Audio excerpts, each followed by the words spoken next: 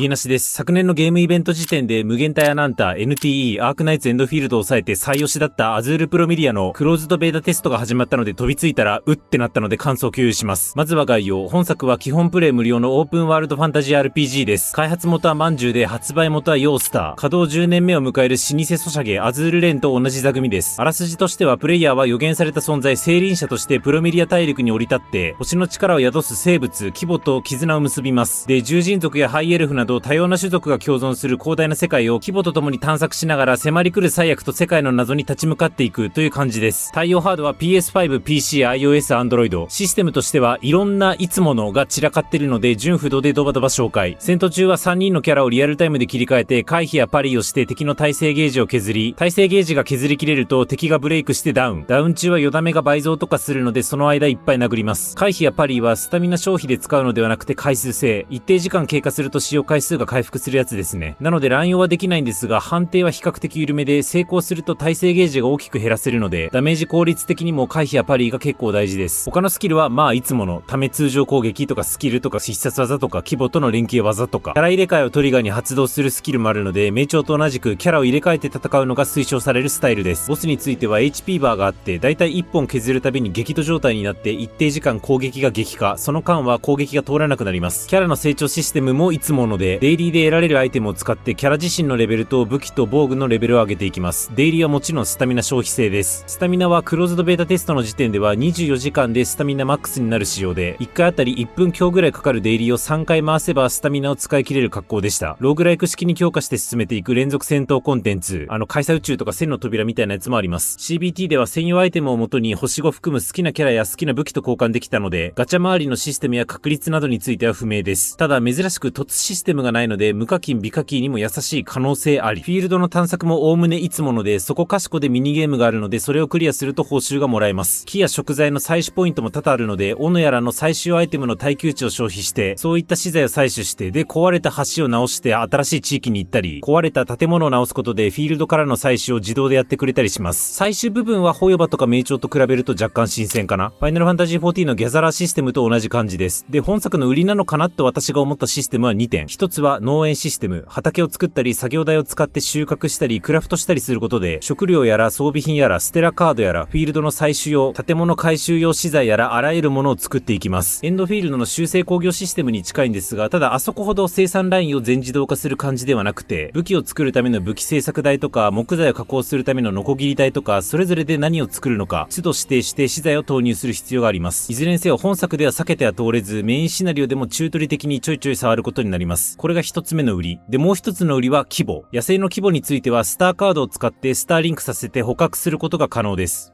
ポケモンです。最初に赤、青、緑の規模から1匹を選ぶシーンがあるし、 CBT 時点では186種類の枠を確認しています。この規模が本作ではあらゆるシーンで活躍します。1キャラにつき1匹規模を連れて歩くことができて、戦闘では常時一緒に戦ってくれるし、規模と連携してスキルも出せます。同じ種類の規模でもパラメータが違ったり、因子と呼ばれる能力補正の組み合わせが変わったりするので、ここがいわゆる厳選要素になる感じです。で、規模は非戦闘中は素早く移動するための乗り物として機能してくれるし、フィールド探索時は規模のスキルを当てることで解けるギミックがあったり、飛行する規模を操作してミニゲームをしたり、資材の自動採取拠点とかさっき言った調理台とかそういうところに派遣することで、資材の採取スピードとか料理スピードを加速させられます。さらに農園にも派遣可能で、派遣すると本来手動で種まき、水やり、収穫をしなきゃいけないところを規模たちが勝手にやってくれるようになります。ただし規模にはそれぞれ満腹度が設けられていて、お腹が空くとマウントとして使っても移動速度が出なかったり、いろいろと勝手にやってくれなくなるので、手動で餌をやるか、あるいは餌を置いといて規模がお腹空いたら適宜そこから食事取れる状態にしておく必要があります。その他規模でカードデッキを組んでリアルタイムストラテジー風に戦う規模ファイトというゲームもあって、街中の人と戦えます。ファイナルファンタジーファイトや9のカードゲームみたいなもんですね。規模を捕獲すること自体がプレイヤー自身の探索の進行度を表す正式レベル、いわゆる開拓レベルとか行動レベルを上げることにもつながるので、とにかくメインシナリオを進めて道中遭遇するいろんな種類の規模を集めて、付帯する探索箱庭コンテンツを効率よく進めていくというのが大まかな流れになりました。紹介がどちらかありましたが、システムの概要としては以上です。で、ここからは大きく3点。好きポイント、東京ゲームショウの私有の時と比べて盲点だったこと、最大の弱点に分けて所感を共有します。ちなみに全般に言えるんですが、今回は細かい不満には一切触れません。どうせ本リリース前に改善されるだろうから。では一つ目は好きポイントの話です。まず強調したいのが、私このゲーム全般めちゃくちゃ好きです。特に戦闘の出来きが素晴らしい。ゲームそのものの遅延も少なければ、戦闘中の一連の動作も流れるようなスピード感。一方でヒットストップの手応えもバッチリで、マイルドめの回避、パリー判定もあって、俺アクション上手いかもって思わせる力が十分あります。戦闘エフェクトも画面映えする派手な演出です。テイルズみたいなコンボスや総ダメージ表記も揃っていて、数字を積み上げたくなるモチベーションにもつながります。キャラ単独のモデリングやモーションっていうのは、ゼンゼルや名調に軍配が上がる印象なんですが、総合的には、これまで遊んできたライブサービス型ゲームの中でバトルは一番好きまであります。すげえ細かいんですけど、一個一個ちゃんと作ってるんですよね。例えば、パリーの使用回数が回復した時のエフェクト、ホイール画面立ち上げた時のエフェクト、規模が種を植えたり水をまく時のモーションとか、デイリーの戦闘が終わると、そのタイミングで BGM も、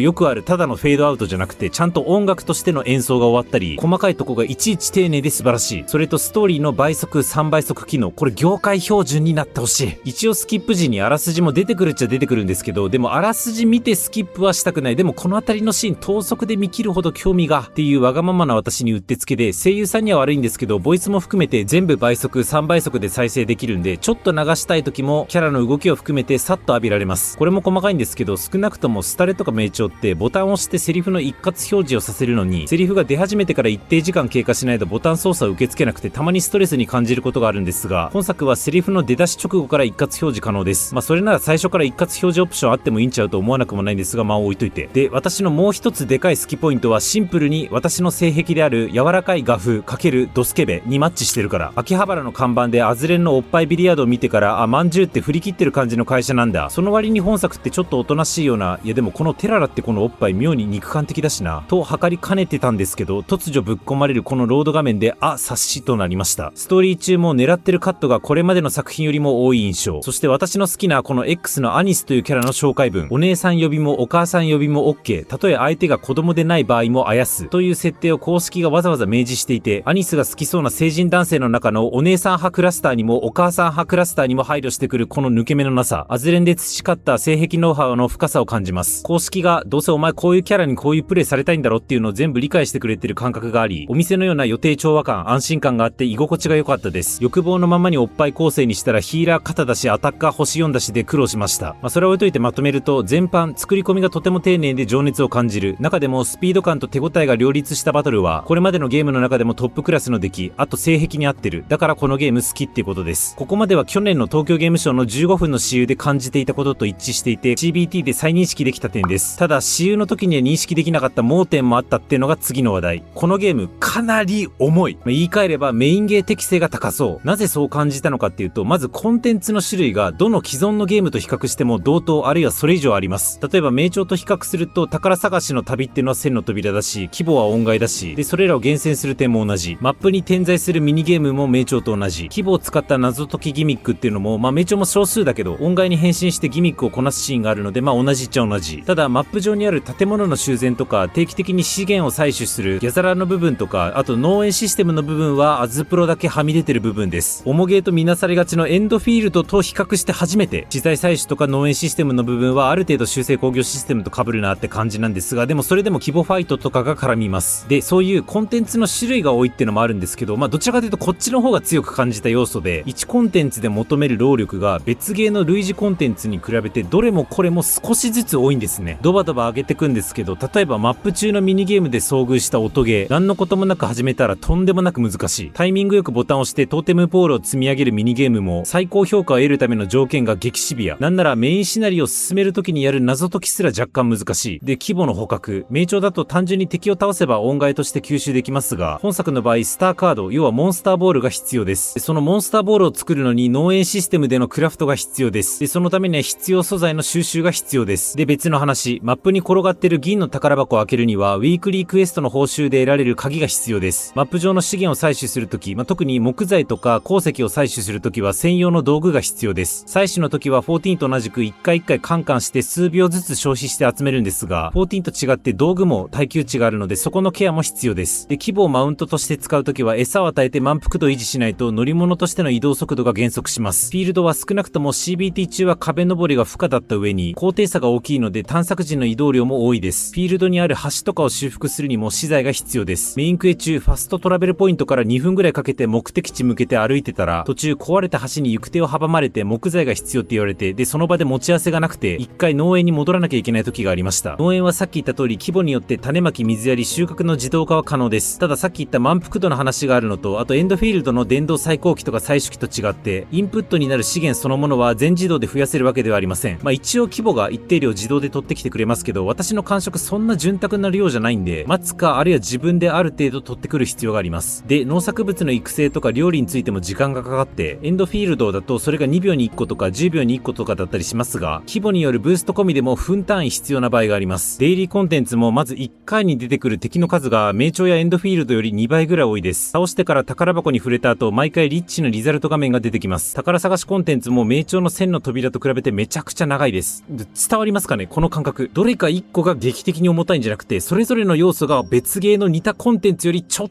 とずつ時間がかかるんですね。誤解しないように強調するんですけど、時間がかかることが悪いことだとは言ってません。それはボタン一つで必要資源全部採取できて、で全自動で工作までやってくれたり、規模に満腹度の概念がなくて働き続けたり乗り続けられる方がそれは一番手間はかからないけど、じゃあそのやりごたえはいかほどって話。結局手間と達成感ってトレードオフで、ゲーム開発者側がサブゲーの位置づけで遊んでもらって良しとするのか、メインゲーとしてがっつり取り組んでほしいのか方針を決めて、で時代につれてゲーマー側の手間への許容量が少しずつ減ってきてる中でうまいこと折り合いつけてるのであって、手間の大小っていうのは正解がある話じゃないと思っています。ただ少なくとも私は東京ゲームショウの時の15分の私有でスピード感のある戦闘と柔らかめの画風から勝手にその辺は軽めのゲームだと思っていて、でそこは大きなギャップがあったんで紹介しました。ただ思ったよりも重ゲーだったっていう誤解が最後のトピックである私が思う本作の弱点につながっていて、このゲームの弱点ってゲームそのものがどうこうじゃなくて、これから発売されること、もうこれが最大の泣きどころに感じます。原神スタレ全ゼロ名鳥アークナイツ NT で後に出そうなやつは無限大アナンタぐらい。どれだけの人が手出せるかな。私今挙げたゲームたちと本作が同時発売されたらまず間違いなく本作やってました。好きだから。それに今までそういうゲームやったことない人がアートスタイルとかポケモンライクなシステムに惹かれて気になってるとか、既存のゲームマンネリ化しつつあったし、アズプロ出たらそっち引退してこっちやろうとかすでに思ってる人だったら、私はメインゲーとして自信を持ってお勧めできます。ただそういう人がボリュームとしてどんだけいるのかが怪しい。これから発売されることが弱点って、それ東京ゲームショウの時点で分かってただろうって声聞こえるかもしんないんですけど、軽めのゲームだったら後発組でも問題ないと思ってたんだもん。ただこの重厚な作り、つまり掛け持ちシビアな作りだとその枷は大きそう。ぶっちゃけ私もこれが据え置きゲーとして発売されてれば絶対クリアまでぶっ通しでプレイしてたんですけど、ライブサービス型ゲームとして名鳥スタレエンドフィールドに加えてこれにも付き合っていけるかっていうと、現時点では自信がなくなってしまったのが正直な感想です。でもわからん。今言ったちょっとずつ時間がかかるっていう要素がユーザーフィードバックによって改善事項として捉えられて見直されるかもしんないし、あとそもそも各コンテンツの重要度、その規模ファイトやってるとどんなリワードがあるんだっけとか、そこもまだ全容見えません。報酬は大したことないから好きな人だけやれってやつに整理されればその部分は軽くなるし、本来は各コンテンツの作業量だけじゃなくて報酬面まで天秤に乗せた上で重ゲー軽ゲーって判断されるべきだと思うので、CBT 時点の一印象として捉えてください。ちなみに繰り返しなんですが、動画で触れてないだけで細かく気になる点自体は結構あります。例えば CBT 時点ではコントローラー向けのキーバインドが最適化されてなかったり、キーボードのバインドも変えられない。で、各規模が今どういう状態なのかステータス画面から分かりにくい。あるいは情報が欠けていて、例えばフリー状態になってると思ってた規模を農園に派遣したら、実はフィールドの謎解きに使う規模ホイール上その規模が登録されていたので勝手に外れてしまったとか、このミニゲームマジでゴール分かりにくすぎだろとか、細かいことを挙げるとキリがありません。なので今抱えてる不満点とか、もっとざっくりとしたゲーム全体の重さについてどの程度見直しが入るのか注視して、で、自分の好みに合うようなアップデートが入るんだったらリリース後、据え置き型ゲームっぽくまとめてガッとプレイして、で、今後のアップデートにも追従するかはその時の気分次第かな。私はおそらくそういう関わり方になるなと思いました。CBT プレイした方、どうやりそうですか？感想ぜひコメントください。未プレイの方は既存で他のゲーム何やってるか、あるいはやってないのか、で、その上でこのゲーム見てどう思ったのか、印象をコメントください。今後も皆さんに面白ゲーム届けられるよう話題作片っ端からプレイして感想を共有しますので、よろしければチャンネル登録お願いします。動画化に至らない小ネタは X で語ります。そちらもフォロー何卒おつげなし。